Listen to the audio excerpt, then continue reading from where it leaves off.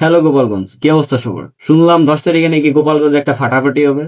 মানে টিকটকার যারা আছে সবাই মিলে নাকি কন্টেন্ট ক্রিয়েশন মেলা দিচ্ছে, মিলন মেলা।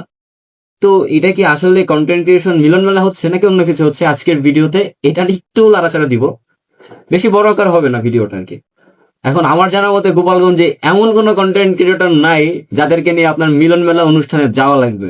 হাতে গোনা একজন থাকতে পারে, আমি তার নাম বলতেছি না, তাকে সবাই চিনেন।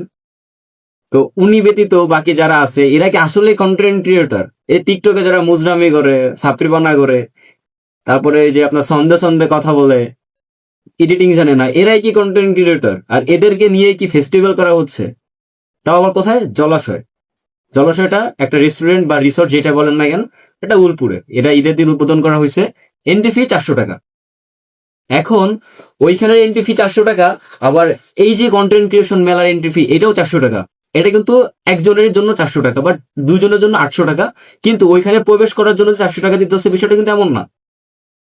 বিষয়টা হচ্ছে ওই রেস্টুরেন্টটাকে বা ওই রিসোর্টটাকে প্রমোট করার জন্য এই ফেস্টিভ্যালের আয়োজন করা হয়েছে।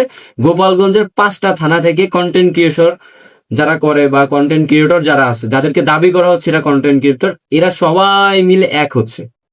কিন্তু ভাই গোপালগঞ্জে এত এত কন্টেন্ট ক্রিয়েটর থাকতে ভাই, কই তাদের ভিডিও তো আমাদের সামনে আসে না। এখন অনেকে বলবে ভাই তোর ভিডিও তো আমাদের সামনে আসে না। আসলে আমি মাসে একটাই দুইটা ভিডিও ছাড়ি, বেশি ছাড়ি না।